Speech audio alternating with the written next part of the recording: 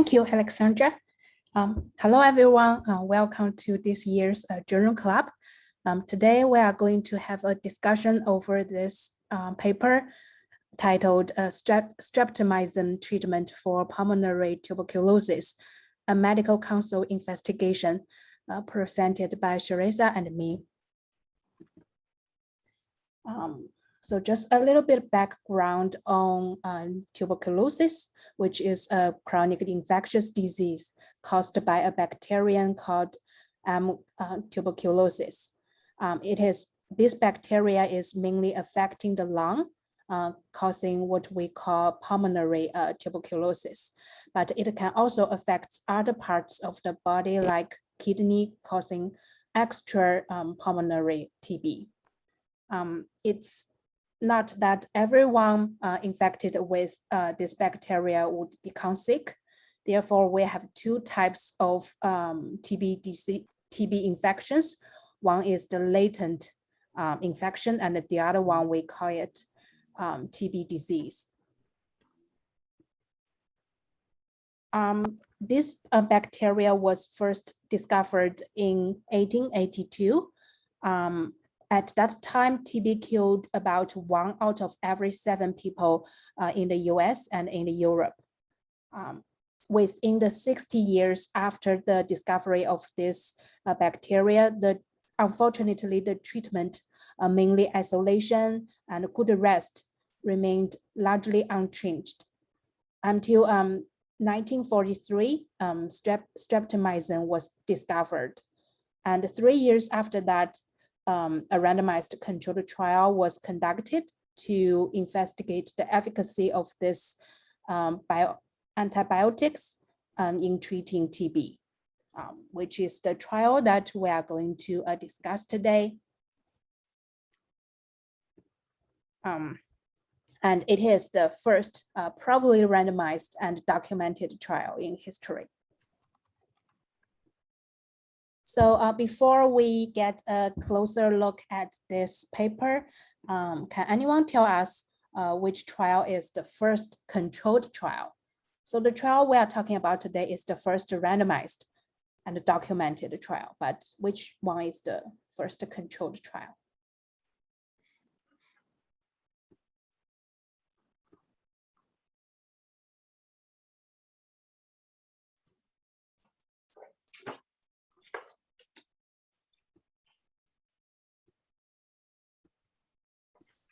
Any guesses of where it might have stemmed from? Which country?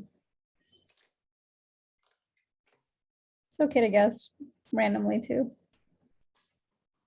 Is it the UK? Not quite. Yeah. Is it here in the States? Yeah. Vitamin C scorbutus trial on a ship? Yeah, that's correct. Okay. Yeah, it is the scurvy trial conducted by James Lind in 1747.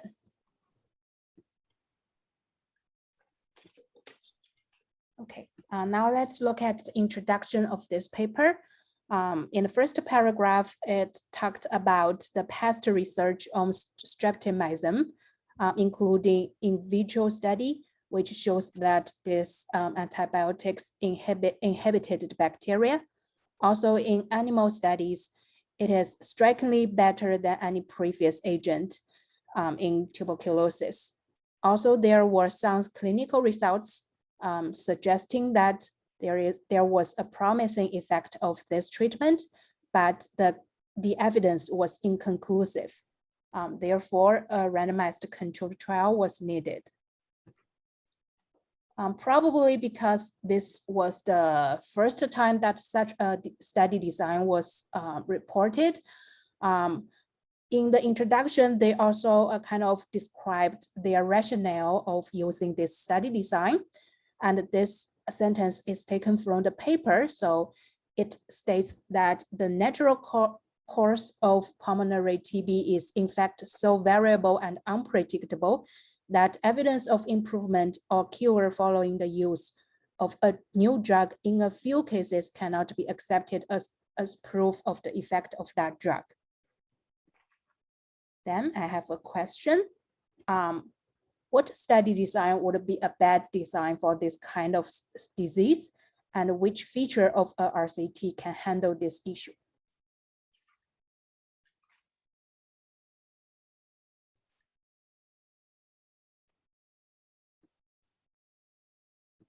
Case control study. I think it's gonna be a case control study.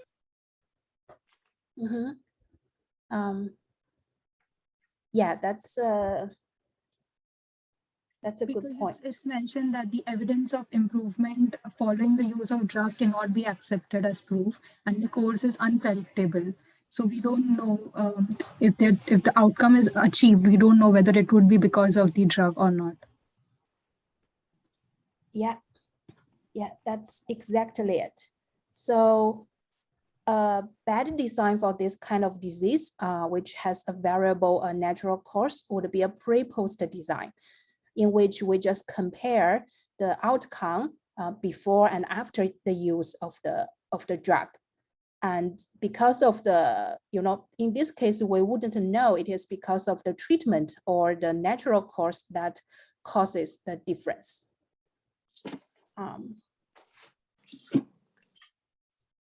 Can anyone tell us which feature of RCT can handle this issue?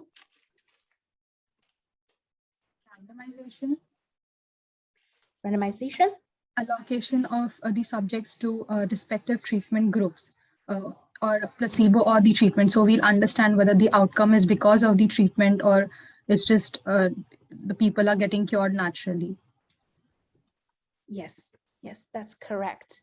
Yes, the feature of having a control can help us to handle this issue, because having a control would allow us to distinguish the patient outcome from an outcome that caused by other factors, such as natural history or patient expectation or bias within the study design or conduct or analysis.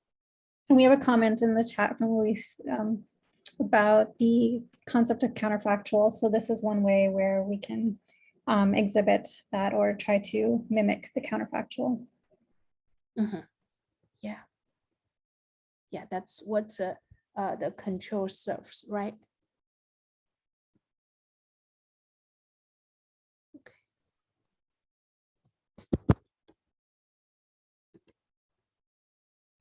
Now let's look at the control of this study, which was patients treated only by bed rest. I have a follow-up question. So what are the different types of controls in RCTs? Maybe age, I'm sorry? like age groups. I think we wanted to say is using placebo or a recent already being used drug. Yeah. Or just blank. Yeah. Yeah, that's correct. So this is a table that briefly summarizes different types of control in our RCT, commonly types. And we can briefly divide them into 5 types. Placebo concurrent control, which would enable us to do a randomized double-blind trial, but this is only ethical when there was no effective treatment or when we use add-on studies. The second one would be those comparison controls in which we compare different doses. And in this case, because we have controls of different doses, we could also use a randomized and double-blinded type. This type of study may also include other types of control groups. And the third one would be the no treatment or blank concurrent control. It is usually randomized, but it may be difficult to blind because one group has the treatment and the other group doesn't. Therefore, it is important that we use study endpoints that are objective to avoid potential observer bias in terms of assessing the outcome.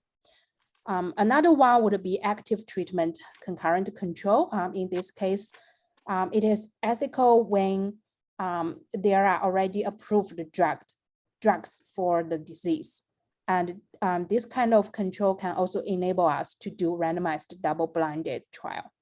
The last one is historical control. So the first four ones are the concurrent control, and the last one is the historical control, in which we cannot do randomization nor blinding. The control can come from a cohort that from earlier time or in another setting.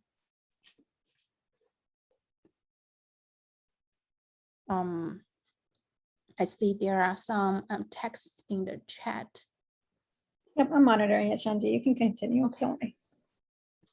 Thank you. If you could just go back and explain the historical control, I am not able to grasp what that is.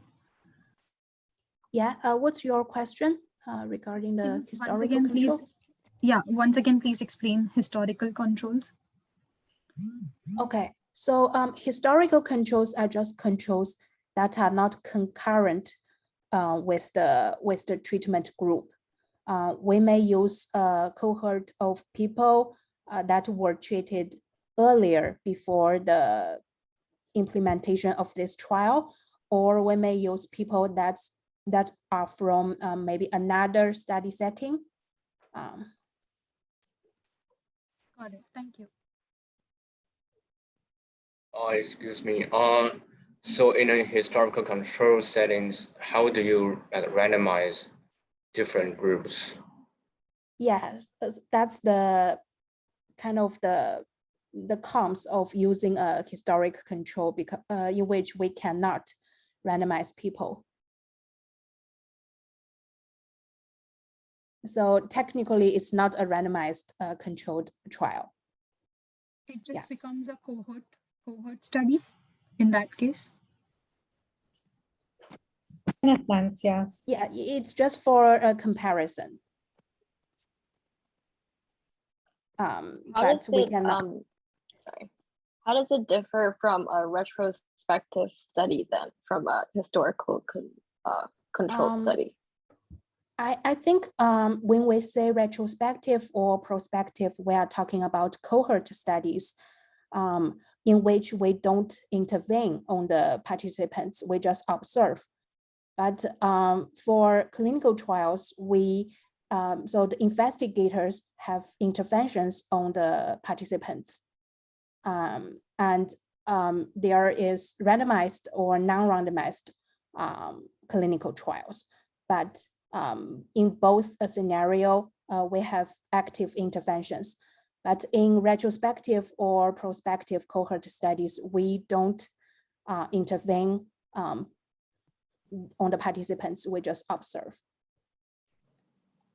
So it's controlled, but it's not randomized per se, is that correct? Yeah.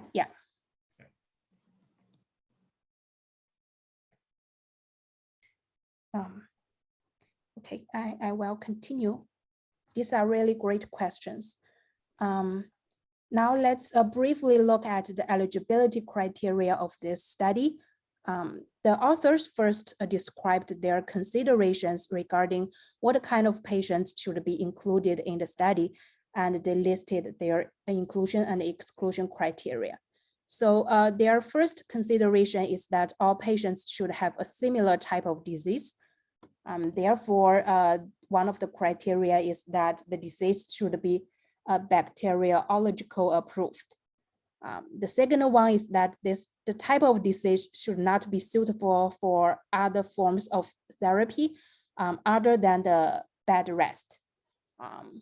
So in their criteria, they said the disease should be unsuitable for collapse therapy, which was another commonly used therapy at that time. The third one is the lesion should offer some prospect of action by the agent. Therefore, they only included the people with acute progressive disease. The fourth one, they were talking about age group, and they wanted to limit the overall sample size. However, later they found out the enrollment was slow, therefore they extended the age group to 30. Randomization.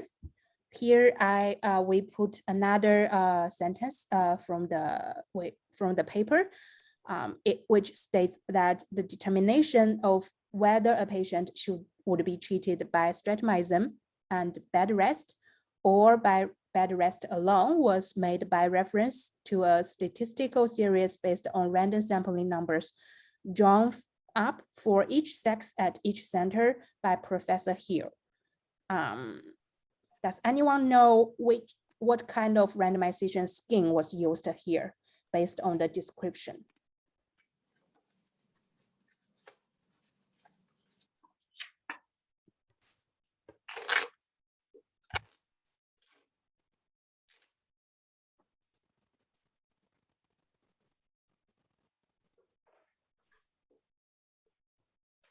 We have some chat responses, Shenji. So Luis is saying stratified. That's correct. Yes, stratification randomization was used here. And it was stratified by a sex and clinical center, at least based on this description. So just a quickly summary of the commonly seen randomization schemes. We have simple randomization or complete randomization. So the pro of this kind of randomization is it is completely unpredictable. It can be done by tossing a coin, but the con would be, it may result in the imbalances of group size and important confounders. The second one is blocking randomization. The pro is that we could get balanced group size over time, but the con is that sometimes it is predictable in terms of the randomization sequence. The third one is the stratification randomization. It can balance important confounders and group size within subgroups. But it is a little bit more complicated than the previous two randomization scheme. It requires one sequence for each subgroup. And usually we could only use a few confounders, important factors as the stratification factors. If there are too many stratification factors, we may end it up with unbalanced groups. The last one, minimization, is a commonly seen kind of adaptive randomization. And the pro is that it can also balance the group size and the confounders, the distribution of confounders between groups. However, let's say if we want to balance the distribution of confounders between groups, we would need to quickly know the distribution before we do the next randomization. Okay, continue on randomization. The paper also described that the details of the series, the randomization series, were unknown to any of the investigators or to the coordinator and were contained in a set of sealed envelopes. So what is the process described here? Blinding. Masking or blinding. Masking or blinding? Double blinding. It's the concealment of allocation. Yes. And I can see why it can be confused with blinding or masking. Yes, so here the authors are talking about allocation concealment, which means that the randomization sequence is concealed from those who enrolled patients. And it would help us to avoid selection bias at baseline, because even though we use strict randomization to randomize patients into different groups, but if the investigators who enroll the patients know what's the next allocation, then the randomization is broken, which is why we would need this allocation concealment to protect the randomization. And this process happened before the treatment allocation, which is different from blinding. And blinding is more about blinding, the patients or investigators after the treatment allocation. And could anyone tell us what are some drawbacks of using envelopes for allocation concealment? Here, the authors describe that they use a set of sealed envelope to do the concealment. And another question for perhaps some of the faculty, has anyone actually used sealed envelopes for allocation concealment, and what was your experience with that? So I have, there's always this tendency that people want to look through and hold it against the light and are trying to figure out what's in there. So it's like the natural curiosity kind of threatens this method, I think. I became involved with a study that had started using an envelope system and asked if I could help them move to something else because they were concerned that people were cheating with the envelopes. Yes, that's exactly it. Yeah, so this kind of allocation and concealment method is more prone to errors compared to, maybe web-based or telephone systems, because the investigators may just open the envelope to see what's the allocation sequence, or if we have non-opaque envelope, then they don't have to open it. They could just, see what's inside. And the other downside may be, if we have a set of envelopes in the center and the envelopes on the top fall down to the bottom, then the randomization sequence would be changed.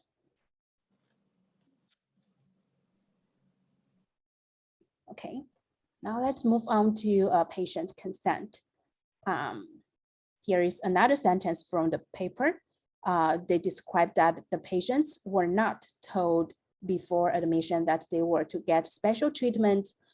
The C patients, which are the patients in the control group, did not know throughout their stay in hospital that they were control patients in a special study. So can we see any issues here? What does it mean when participants are unaware that they are in a study? They didn't give their consent to participation. Yeah. Yes. Yes, so there is ethical problem here because they didn't get patient consent, and the new students would learn about this later. There are three maybe most important historical documents in medical ethics, including the Nuremberg Code, the Declaration of Helsinki, and the Belmont Report. All of them included the importance of getting patient consent. The other issue here would be that there are some previous theories saying that the participation in a study could be associated with the outcome in the patients. So if in this case, the treatment group, the experimental treatment group patients know they are in a study, but the control group patients did not know, and then this effect of being in a study is not balanced between these two groups, and this may cause bias in the results. That's why we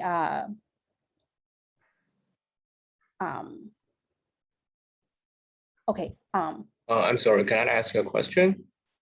Yes, please go ahead.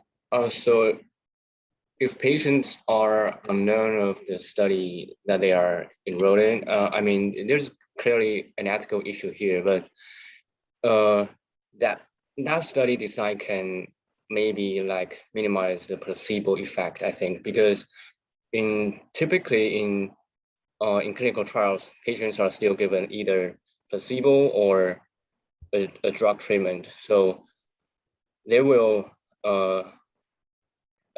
gain some placebo effect no matter what kind of group they are in. I know there's ethical issue here, but I mean that might be a merit of that study design. But in this case, if one group has the placebo effect, but the other group doesn't,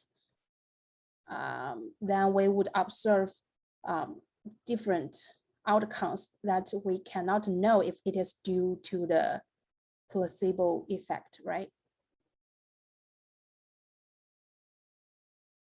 Yeah, because if both groups don't know they were in a study, then there will be no placebo effect. I know that's not we don't ethical, have to do that because the placebo effect can be canceled out. And in the meantime, we could protect protect the patient rights. Yeah, got it. Thank you.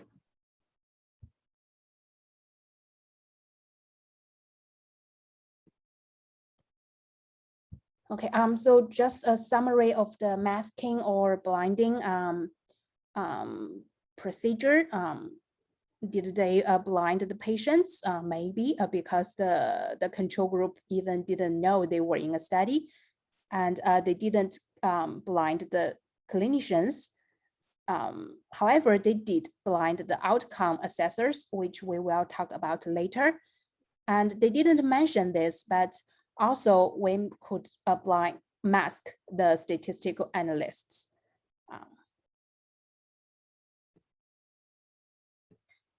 Just a follow-up question. If we want to blind both patients and clinicians in this case appropriately, how could we design the study? How could we achieve this masking?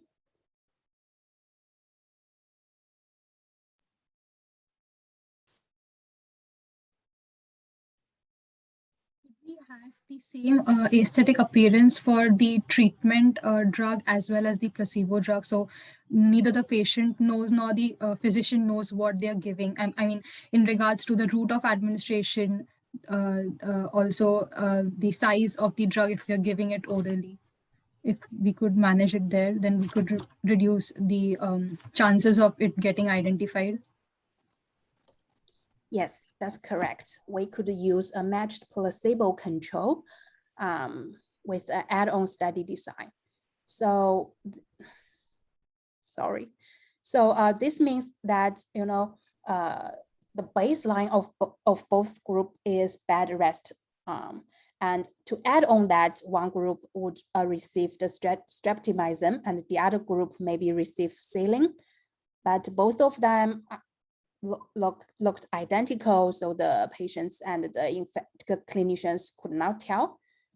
In this way, we may be able to achieve the appropriate masking of patients and clinicians.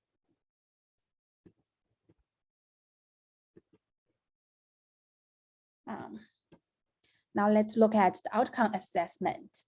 The information of the outcome was based on the information collected on the standard record forms and the X-ray films.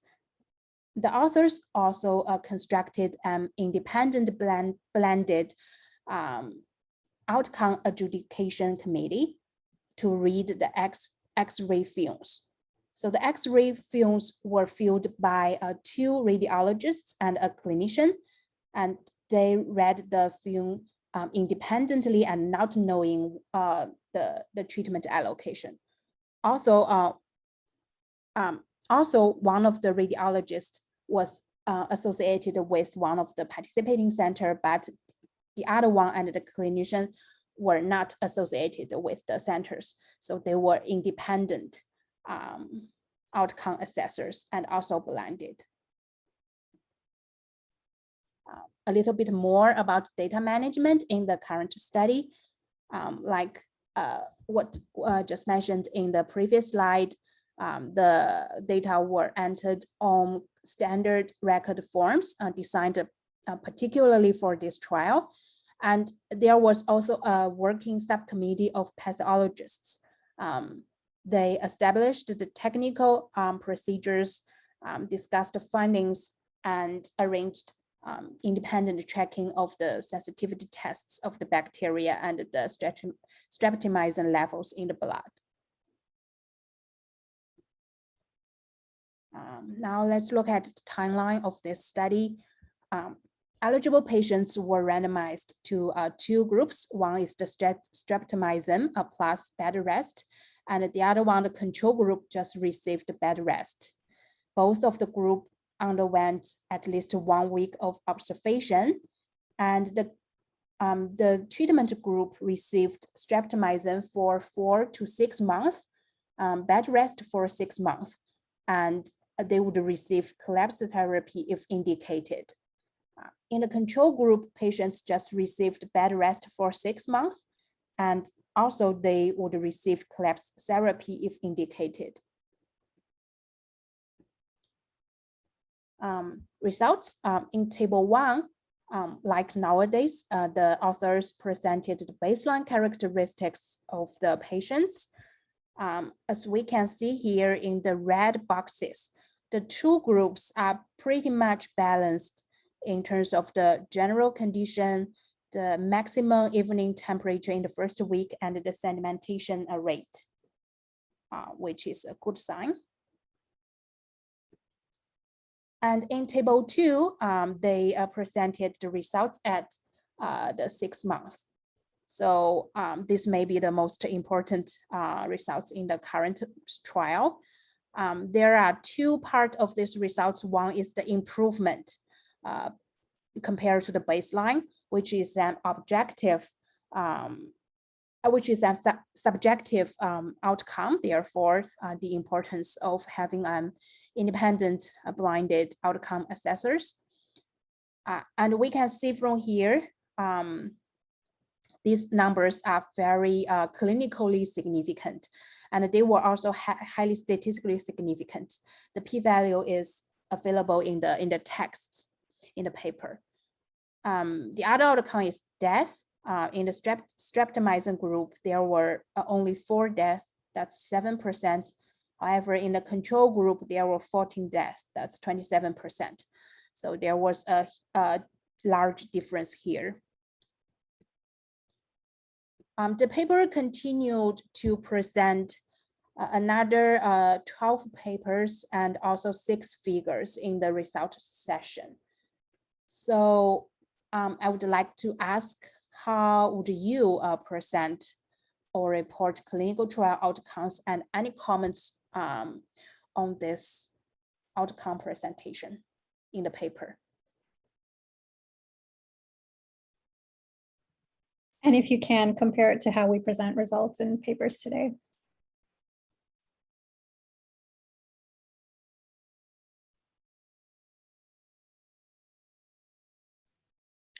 For example, we would have merged table 1 and table 2 together. So we would have the 2 groups and baseline characteristic and then the outcome variables. So we could, there is a table we could get rid of.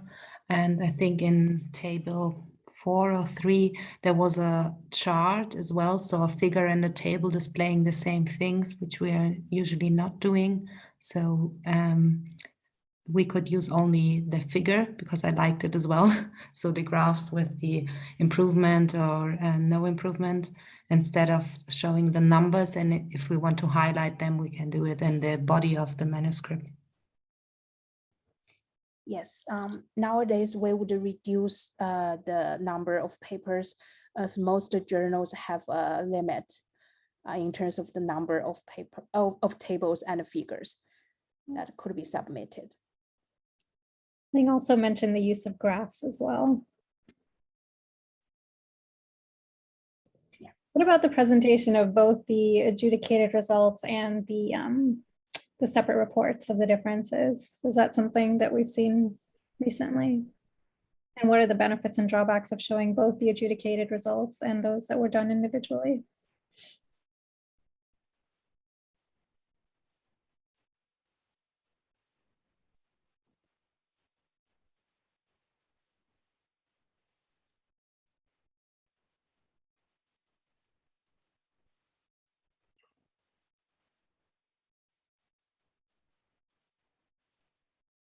Do you think that having the adjudicated as well as the individual results could provide some granularity to the reader that might be useful, or is it too much information?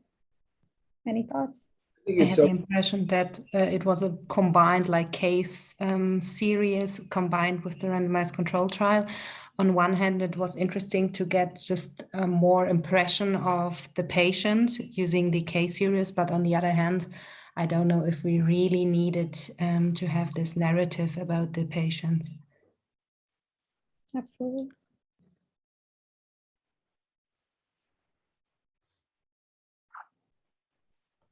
Dr. Harrison, were you going to say something? Well, no, I just said it's always a good idea to show the individual investigators' assessments as well as the adjudicated. That's common. And the other thing I was thinking of is you mentioned, Shariza, graphs, and we couldn't really do, we could do a survival time here. But that wouldn't tell you much. But because this is an up and down disease, time to remission, I don't know how that would be defined. Sure.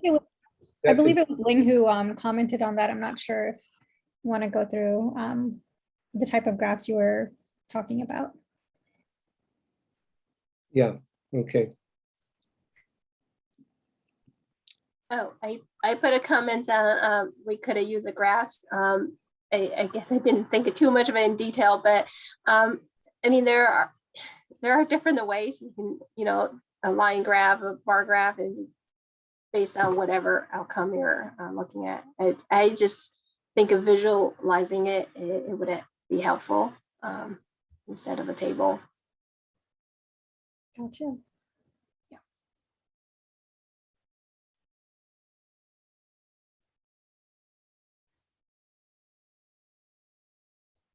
Any other comments?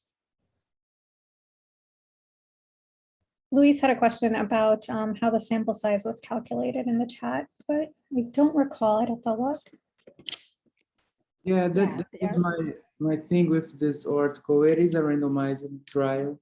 I think regarding mortality, the fact that it's open label doesn't affect much because it's a very hard endpoint. But I think that it needed 70% relative risk reduction of death to become significant. At that time, I think maybe it was not so clear that streptomycin worked or antibiotic worked. So it could be too much to be true, leading to statistical significance. So I think at that time, if you were at that time with the knowledge and rigor we have today, I think the study would be far from confirmatory. I don't know. I'd like to know the opinion of everybody. I thought there was a limited supply of the drug, and that's why they didn't make a sample size calculation with power the way we do today. And in fact, the randomization was done because there was such a limited supply of the streptomycin, they had to have an objective way of deciding who would be the lucky ones to get it and who would not. And so although the randomization is very good for science, that wasn't the original reason for doing it. I wouldn't say it was an accident, but it was sort of ethical that they wouldn't be choosing who would get the drug and would not. But I think because of the limited supply, I don't think that Bradford Hill made a modern power calculation to come up with a sample size.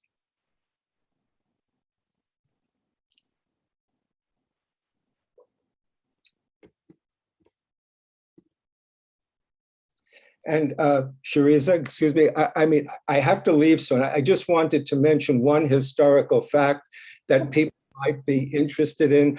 The first randomized control trial in ophthalmology was done at Johns Hopkins in 1956. Arnold Potts, and his name appears on some building that I see when I walk around the hospital. It was retinopathy of prematurity. He had noticed that the preemies who had excess oxygen were having visual problems later. And so they did a randomized trial in 1956. Now, that would be a good one to discuss sometime in the Journal Club because of the ethics of that. And but I met Arnold Potts 20 years ago exactly because we were serving on the DSMB right after 9/11. That's how I know it was 20 years. And he told me, I guess the most interesting thing about this is he told me he was influenced about this trial. That is, he had sealed envelopes and randomization because he was influenced by the trial we're talking about today. Wow, So, interesting connection. yeah. Anyway. Thanks. Thank you, Jay. That was excellent. Yeah, and he's passed away since I spoke with him. He was quite old even when I met him. Institutional knowledge, it's important and valuable for sure. Thank you for sharing that. Okay. Okay, so these are really a good discussions and points. So we have like two opinions here. First is that as there were so many comparisons, there may be a multiple comparison issue here. And also some of the tables were about subgroup analysis. And today we would prefer the subgroup analysis pre-specified. But of course, at that time, this was not the case. So just another last two questions. And I think we have touched some of this, but so in your opinion, which aspects of this trial that we applaud and which aspects that can be improved from today's point of view?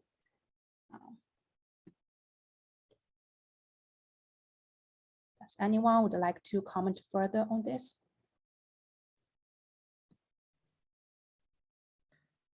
I was impressed of how many confounders they were thinking. So they had, even though maybe they didn't do the subgroup analysis, they collected quite data and not also regarding confounders, but also outcome variables like looking for the menstruation in women, which might be an indicator for improvement. So, and also looking at the resistance rate within therapy. So I was quite impressed how well thought these points were. Yeah, I agree that they were very thorough in reporting the outcomes. Today we have this reporting bias, but I think this paper it was doing a good job on that.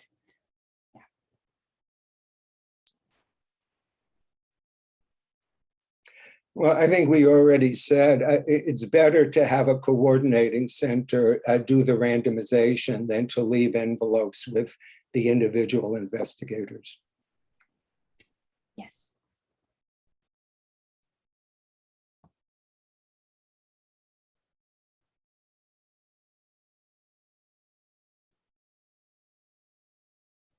Many mentioned the importance of consent and ethics and having a separate data management board to do the analysis. So similar line of thinking. Yeah. It's fairly forward thinking for its time. So, that study population discussing randomization with, hospitalized TB patients would have been very difficult. But I think that the culture of academic medicine has changed enough to where patients are aware of research studies, and so it's easier for us to randomize patients today and have them be fully aware than it might have been in 1940 something.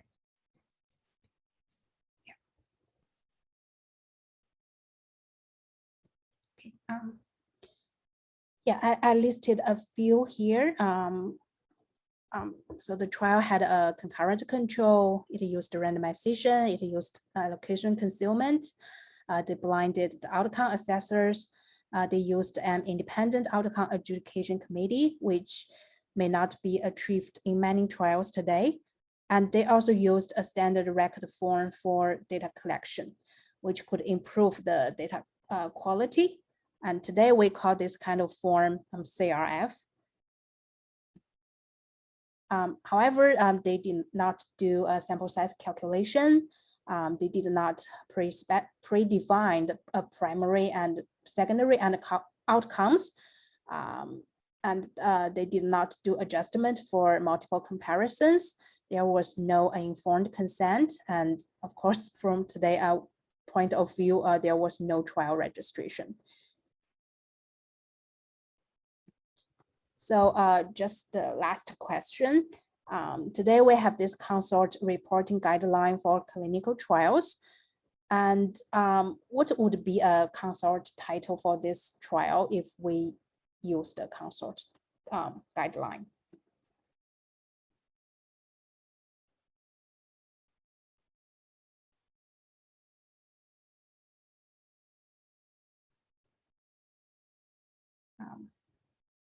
I don't know what time it is, so I will just keep going on.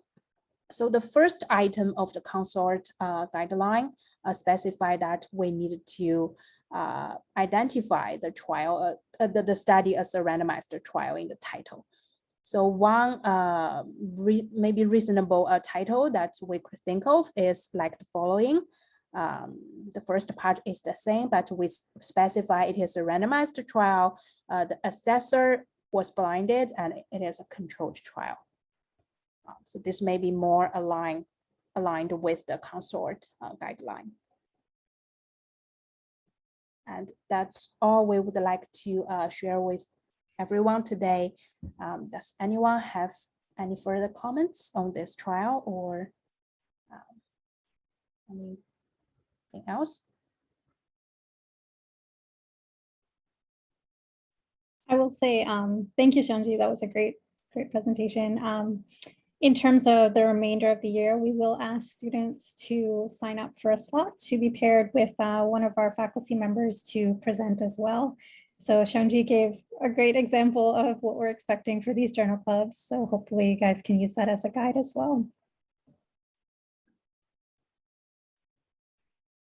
And there may also be opportunities to pair with another student and a faculty member since we have lots of students this year. Yeah. And to those that are new, welcome. Yes, sorry.